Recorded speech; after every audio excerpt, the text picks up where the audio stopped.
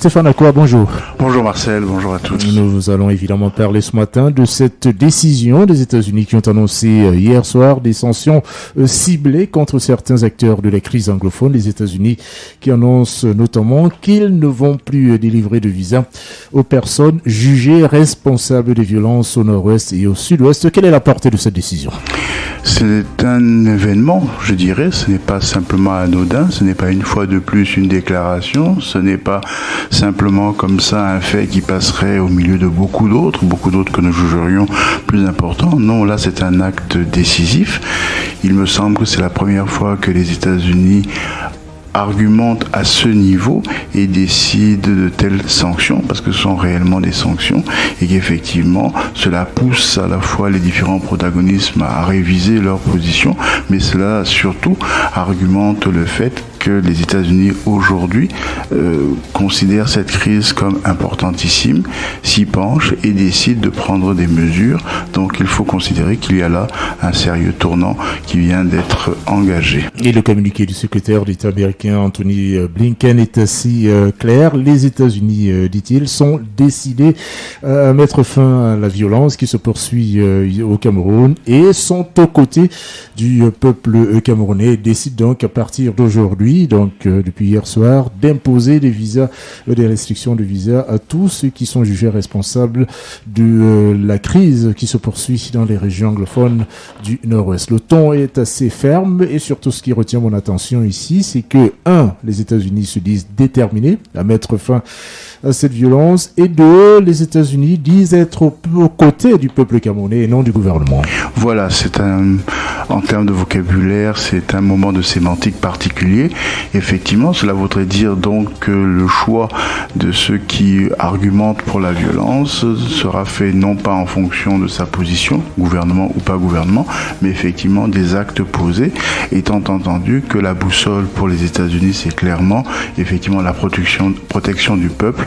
Donc, quelque part, on peut considérer qu'il y a là aussi une alerte à l'intention du système gouvernant et de ceux qui nous dirigent. Ce n'est pas négligeable. Cela dit, 2 éléments sur ceux que vous avez relevés, et ce ne sont pas là des choses récentes. Depuis toujours, les Américains ont pris position pour le peuple, dans le sens où les victimes sont le peuple, et qu'il fallait donc considérer l'intérêt des victimes, et non pas des calculs ou des stratégies qui pourraient, en réel politique, donner raison au gouvernement, d'une part. D'autre part, effectivement, vous avez noté, c'est le ton et quelque part aussi la manière et le timing doivent nous préoccuper. En tout cas, on doit s'interroger, on doit considérer qu'il s'agit là d'un virage, je l'ai dit, important, mais on doit aussi se dire que dès l'arrivée de Joe Biden à la Maison-Blanche, déjà des éléments avaient été donnés pour nous indiquer que la crise anglophone serait l'une des préoccupations de l'administration entrante. Quelques-uns ont négligé cela, on dit qu'il s'agissait juste d'un peu de communication. Aujourd'hui, on s'aperçoit qu'on a dépassé l'étape de la communication, on est passé aux actes. On est à un tournant de cette crise, selon vous, tournant décisif même, avec cette prise de position plutôt ferme des États-Unis qui hausse visiblement le ton. Comment vont réagir et comment peuvent réagir les autorités camerounaises ? Il y a très peu, bien sûr, on le sait, on entend déjà les communicants nous dire qu'il s'agit d'ingérence américaine dans les affaires intérieures d'un État indépendant. On entend déjà effectivement quelques cris d'orfraie parce que pourquoi mélanger tous les coupables alors que du point de vue de certains, il y a une catégorie qui représente les coupables et d'autres catégories effectivement qui sont les victimes, y compris un État qui se dit agressé. On entend tout cela et cela va bientôt être produit.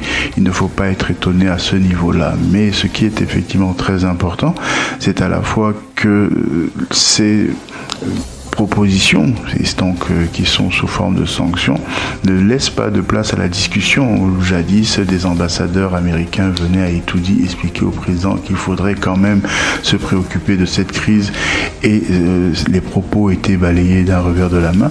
Aujourd'hui, les Américains ne demandent pas l'avis du Cameroun, ils prennent une décision et on sait que si elle est prise ainsi, c'est parce qu'ils ont bien compris que là, ils pouvaient toucher des acteurs décisifs parce que le besoin de visa, les transfèrements de de fonds et quelques autres opérations, ils ont saisi qui cela pourrait viser, cibler et par conséquent toucher et par conséquent poser une barrière et faire réfléchir ceux qui seraient concernés.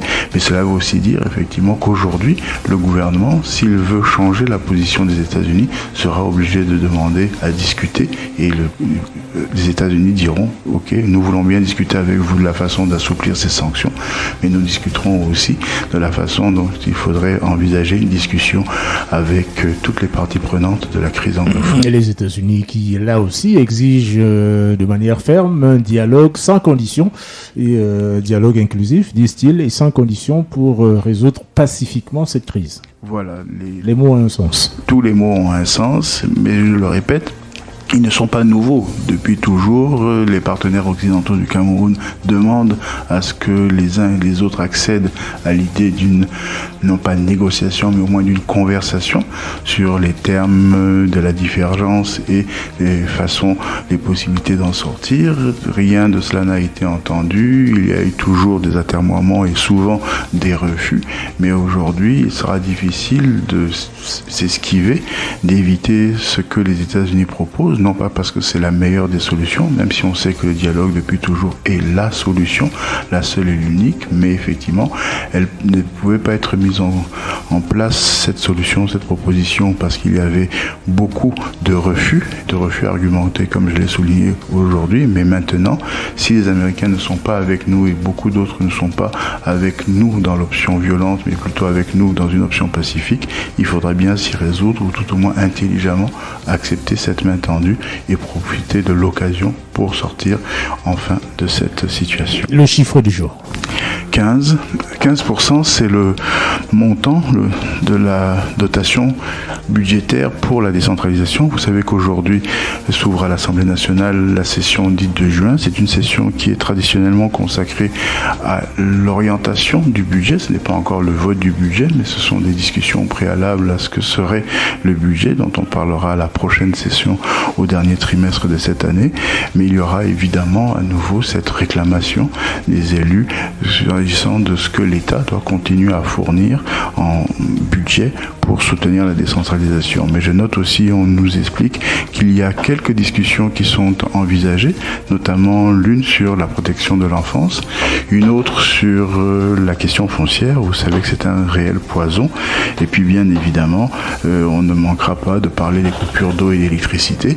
Donc il y a des discussions. On va savoir très rapidement dans quel sens elles vont, ces discussions, et comment effectivement le gouvernement, face à ce que la colère éventuellement des députés soulèvera, réagira.